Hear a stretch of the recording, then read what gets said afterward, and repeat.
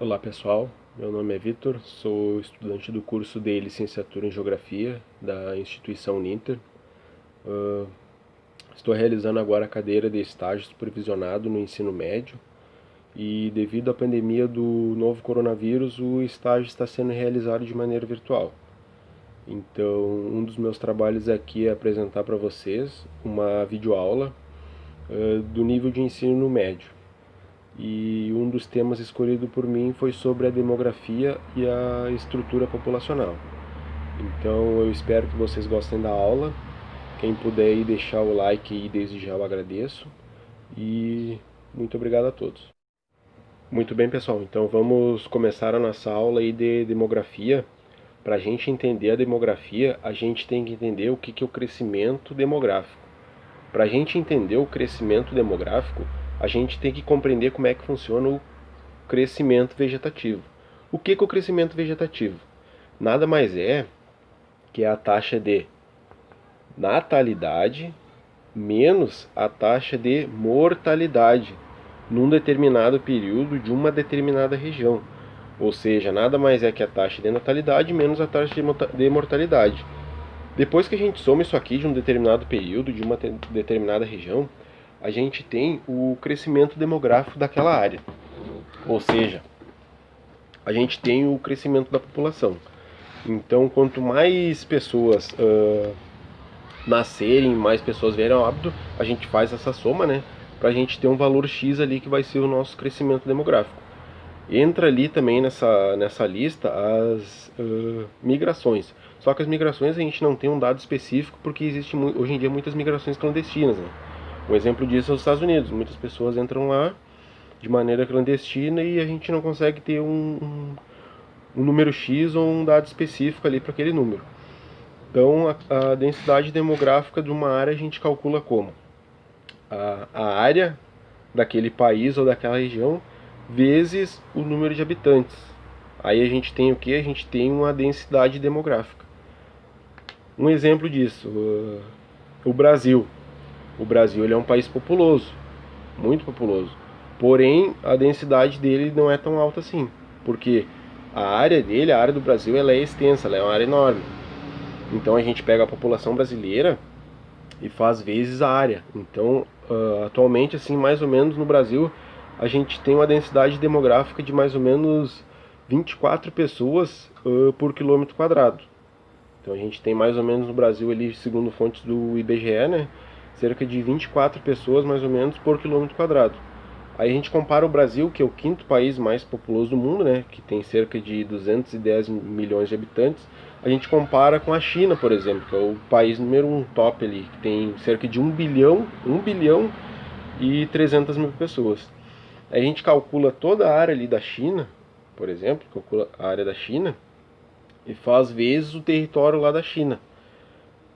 Atualmente ali a gente tem na China mais ou menos um equivalente a 136 habitantes, mais ou menos, 136 habitantes por quilômetro quadrado. Ou seja, a China é um país muito populoso e a densidade demográfica deles é muito maior que a do Brasil, muito maior. Então ali a densidade demográfica é isso, a gente calcula ali a taxa de natalidade menos a taxa de mortalidade de um determinado período de uma determinada região. A gente vai ter ali a população, né? Vai ter ali a população daquela região. Então isso aí é a demografia, no caso, estudar a questão da população, né? E fazer esses cálculos aí. Muito bem, pessoal, agora eu vou passar para vocês ali um breve vídeo de como foi o processo da população mundial lá, como é que foi evoluindo a população de 12 mil anos atrás. No caso do ano 10 mil antes de Cristo até a população que nós estamos hoje. E daí tem ali uma projeção como é que vai ser a população até o ano de 2100. Então eu peço ali que vocês foquem principalmente ali no ano de 1900 até o ano de 2000 ali, que foi o ano ali onde é que disparou a população mundial. Então ali eu peço que vocês foquem e depois eu explico para vocês como é que funcionou esse processo aí nesse século aí, tá beleza? Então fique com o vídeo aí.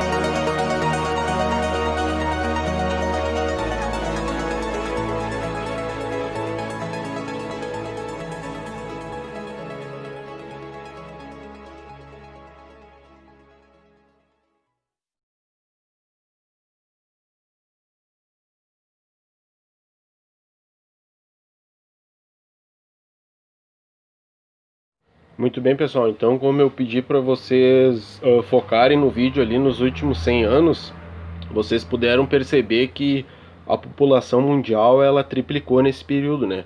Porque devido a descobertas de vacinas, a expectativa de vida só foi aumentando, a taxa de mortalidade ela caiu. Então, com isso, a população ela cresceu ali rapidamente nesse período de 100 anos. Ela triplicou, né? Mesmo tendo muitas guerras nesse século ali, a população ela continua a crescer.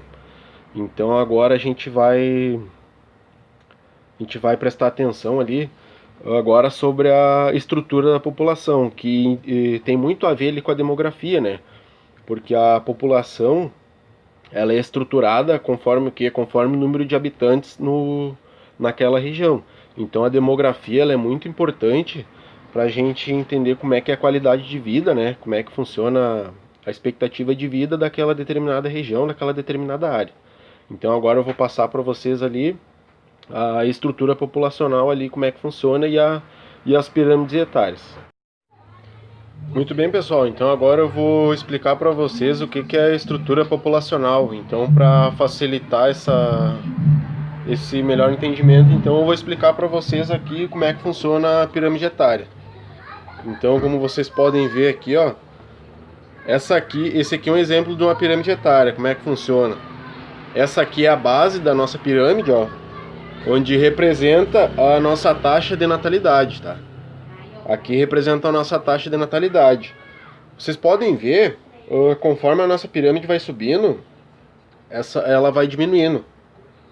Ou seja, essa parte aqui, ó,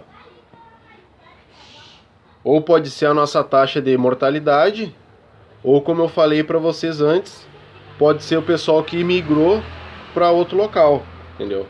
Então aqui a gente ou tem uma taxa de mortalidade, ou uma pessoa que migrou para algum outro local em busca de uma expectativa de vida melhor. Então, como vocês podem ver aqui, o nosso corpo, cada vez que a pirâmide vai subindo, o nosso corpo ele vai estreitando. De maneira onde é que a gente chega no topo, ou no cume, né? Ela chega a ficar bem estreita. O que significa esse topo aqui, esse cume? Aqui é a nossa população idosa, considerada idosa. Quanto mais desenvolvido é o país, maior vai ser esse topo aqui, ó, porque a expectativa de vida dos países mais desenvolvidos é que o topo da pirâmide seja mais largo. Então os países não tão desenvolvidos têm esse cume mais reduzido, podemos dizer assim. Então esse aqui é um exemplo de uma pirâmide, só um exemplo, né? Estou passando para vocês de uma pirâmide etária, como é que funciona. Essa parte aqui do central, que é o nosso corpo, né? Essa aqui significa a população ativa, ou seja, a população que gera mão de obra, que faz a nossa economia girar. Essa população aqui, ó, tem o pessoal assalariado, ou seja, o pessoal assalariado tem um poder econômico que faz a economia de um país ou de uma cidade, de uma região, ela girar. A nossa pirâmide ela é dividida em duas partes, a população masculina e feminina. Esse aqui é só um exemplo, agora eu vou passar para vocês os 3 tipos de pirâmides que tem conforme a população ali, conforme o país. Pois bem, pessoal, eu trouxe para vocês agora aqui, ó, 3 tipos de pirâmides. A pirâmide que representa os países periféricos, ou seja, são os considerados os países pobres. Por quê? Essa pirâmide ela tem uma base larga, como eu passei para vocês ali, ó, só que representa a taxa de natalidade. Logo percebemos que essa pirâmide ela vai o quê? Rapidamente ela vai ficando estreita. Só que isso significa que esse país é pobre e a expectativa de vida dele é muito pequena, no caso, muito curta. Logo vemos aqui, ó, a população idosa, o que ela é pequena, considerado pequeno. Então a gente vê que esse aqui é um país que não é desenvolvido. A gente percebe que ele é um país pobre. Logo do lado aqui a gente tem uma pirâmide que representa os países emergentes. A gente vê que ela tem uma base larga, né? A taxa de natalidade ela é grande, a taxa de mortalidade não é tão grande assim, ó.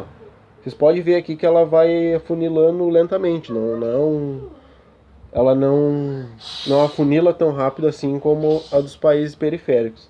Então a gente vê que esse país aqui ele tem uma alta qualidade de vida.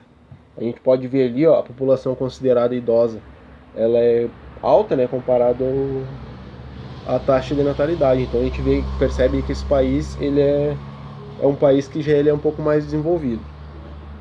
E logo a gente tem aqui dos países desenvolvidos, os países centrais. Não sei se vocês conseguem ver aqui, ó, os países centrais. Aí vocês vão me perguntar por que a base dele é mais pequena e o corpo dele aqui é maior. Aí vem aquela outra questão que eu passei para vocês, a questão das migrações. Um exemplo disso aqui é o que? Os Estados Unidos. Porque todo mundo quer ir para os Estados Unidos.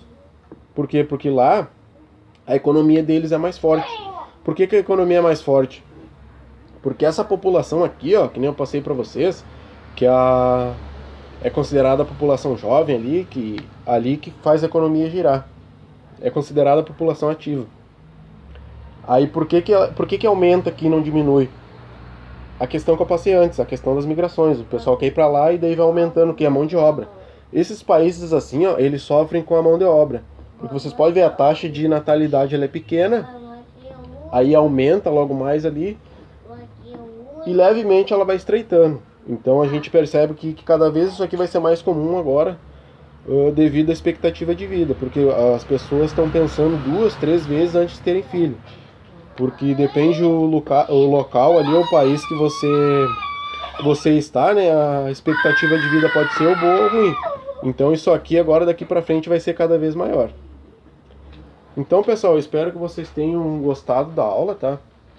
Se alguém ficou com alguma pergunta, com alguma dúvida ou quiser fazer alguma pergunta, pode deixar aqui embaixo aqui, que assim que possível eu irei responder, tá? Eu agradeço a todos que puderam assistir até aqui, tá? Eu agradeço muito porque o estágio ele é muito importante ali na vida do acadêmico, porque ali ele marca ali uma fase onde o estagiário ele começa a conhecer a área onde ele futuramente vai trabalhar. Então, devido à pandemia do coronavírus, a gente está realizando essa atividade online. Então, desde já eu agradeço muito ao pessoal que assistiu aí. Por favor, quem puder aí, dá o like e quem puder compartilhar aí eu agradeço, tá bom? Então, muito obrigado e até logo mais.